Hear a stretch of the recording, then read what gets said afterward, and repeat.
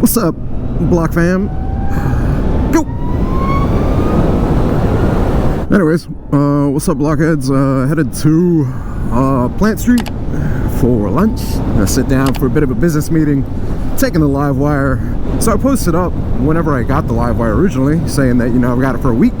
And I was asking you guys, like, hey, what do y'all want to know about it? And two comments that I got, for some reason, like, man, a lot of you guys are just really, I don't know, aggressive out there about this whole thing. A couple of comments I got were, 1, take it back, 2, set it on fire, and 3, do wheelies on it. I'm sure you could do wheelies on it, no problem. However, I am not good at wheelies, seeing as how the bike is not mine.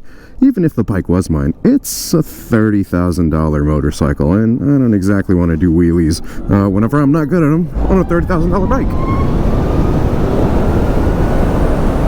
That right there is so addictive about this bike. I'm not going to set it on fire because, you know, I mean, what the hell? Why would I set it on fire? It's a fun bike. Why would you argue against something that's so damn fun? I know people don't like change and all that, but yeah, sorry guys, I'm not setting it on fire.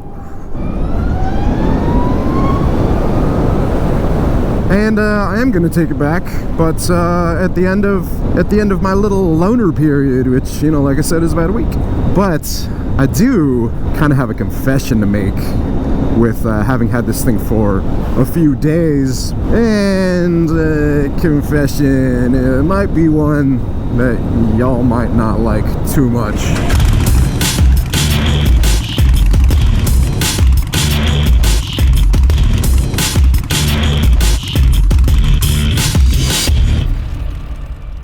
I do kind of have a confession to make with having had this thing for a few days. Might be one that y'all might not like too much. I kind of like getting on a bike and it being quiet. Wait a minute. Disappointed! And I kind of like not having a clutch to shift. Disappointing. Which is not something that, I mean, I absolutely love the feeling of, you know, having to shift and a motor and just that, I mean, you feel like you're just on a monster. This thing, I feel like I'm on like a stealthy, what's an animal that's like quick and powerful? I feel like this is like a panther. It leans, it handles well. Look at this. Love that. So nice. The brakes feel amazing on it, of course, because they're Brembo, and you just feel like, I don't know, I still feel like this bike would get me in just a hella amount of trouble because it's quiet, and thus it makes you like kind of want to go faster than what you should be. I imagine a cop or whoever, if they were trying to get you for speeding, they'd be like very confused.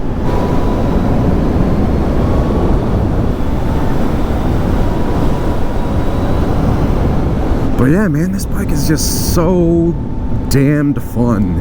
Especially for like what I'm doing right now, you know, it's just, you know, I'm going down to Plant Street, it's local. I'm not doing like a really long, extended ride. It's perfect for this. Around town, which, you know, given the range that it has whenever it's like at a full charge, which is like, what, a little over 100 miles or whatever, totally makes sense, you know, for around town. I know they did that, what was that show, Long Way Home or Long Way Up. They were able to like basically go from, what was it, like South America, like the bottom of South America to LA or something like that, or I forget where. That would definitely be one of those things like all about the journey, because you're gonna have to stop and recharge for so long. Like this is one of those bikes that it's really good for being able to recharge it at your house and just like run to the grocery store or the coffee shop or whatever it may be. But yeah, you know, like right now I'm going to have a meeting, you know, just a lunch meeting, so it's perfect for what I need it for, you know. Like I could make that last like a week or so if all I was doing was, you know, taking it around town and stuff, so works out. And that's even with me like riding it aggressively. Like I've pretty much just left it in sport mode. But what's funny is I actually kind of want to leave it in like highway mode a lot of the times, like just this mode, because the throttle isn't as touchy. Sport mode is a lot of fun, but just like normal casual riding Yeah, you definitely would just kind of leave it in highway. You know, it's less twitchy. And I haven't even gotten into like doing like longer rides with it yet. I want to take it around Sugarloaf and such. Man, there's like no parking down here. Ever since, you know, COVID, all these places set up tables outside, took up the parking spots. Seeing this is nice, like being down here, not having like a hella loud motorcycle where I'm like killing these people's ears. Because normally on my Softail, whoo, at 131, I'd be like blah blah blah blah blah blah blah blah blah blah. Like these people would just be having a bad time. The fact that I can actually hear them talking, that's nice, man. It's nice to be able to like not have a bike that's like just ridiculous loud. And ever since I put the 131 in the Softail, God, especially with that pipe, that TBR.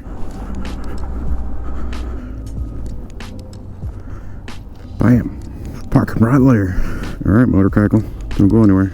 Lunchtime, and we're back.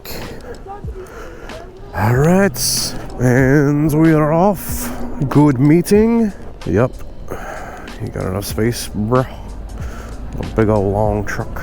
So I guess I should take this opportunity to kind of explain to you guys what happened with the Livewire. Ooh, tandem bike, that's fun. But yeah, with the whole charging thing, I guess there was the flux capacitor in it went bad or something. This flux capacitor. Flux capacitor. I'll try and get a hold of Chris. We'll drop a quick clip in here based on like what happened. I'll let him explain it, because if I try to explain it, it's just gonna butcher it. So here's Chris.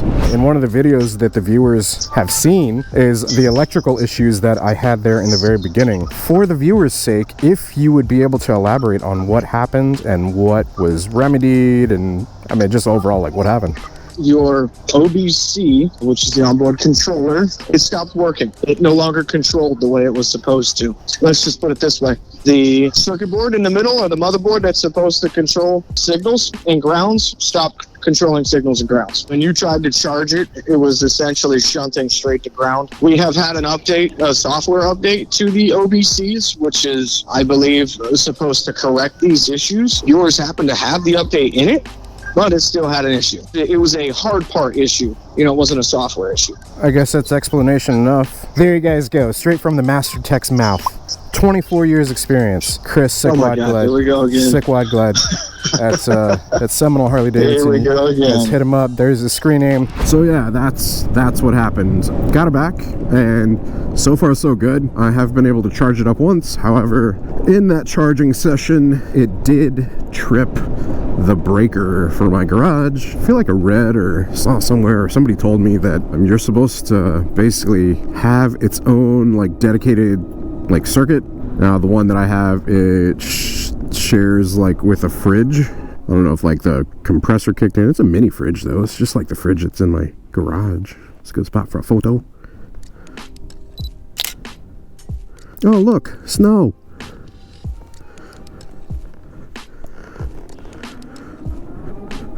But yeah, I got it down to 75%, so whenever I get home, plug it in, try to start recharging it, see how it does. Will say, man, that suspension is very touchy. On brick paver roads, you can feel it especially. Let's see how far we can get the battery down between here and home. 74%.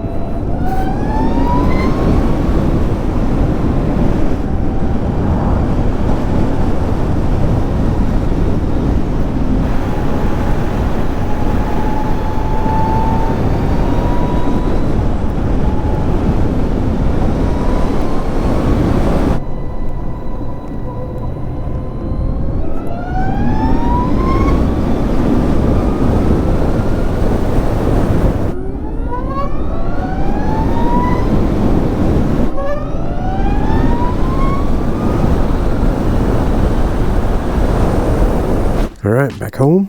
Let's plug her in.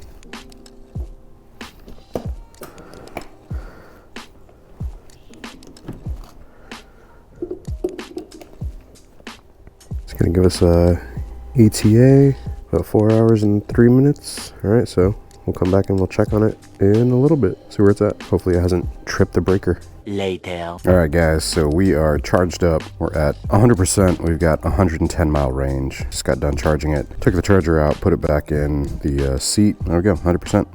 110. There were a couple issues though. It did trip the breaker to the garage. I had to unplug the mini fridge, which there's not many beers in there right now. It's kind of low on stock, so no big deal. And then after doing that, it didn't trip the breaker anymore, so not a huge deal. But if I was, you know, to own one, I would definitely want to remedy that problem by, you know, having an electrician come out and fix that issue, up the amperage for the circuit kind of thing. That's where we're at. We got it charged up. Next video will be us seeing how far we can actually make it with that charge, what kind of range we can get out of it, and then how long it takes to charge it, because I'm gonna try and take this down to like 0%. Yeah, we'll see how long it takes to charge just on a regular house wall socket. Hope you guys enjoyed this one. If you have any questions, post them up down in the comments below. Let me know if there's anything specific you guys want to see. If you guys enjoyed it, be sure to hit that like button. Hitting the like button helps out the channel quite a bit, and if you guys aren't subscribed, you want to continue to see content like this, hit that subscribe button as well.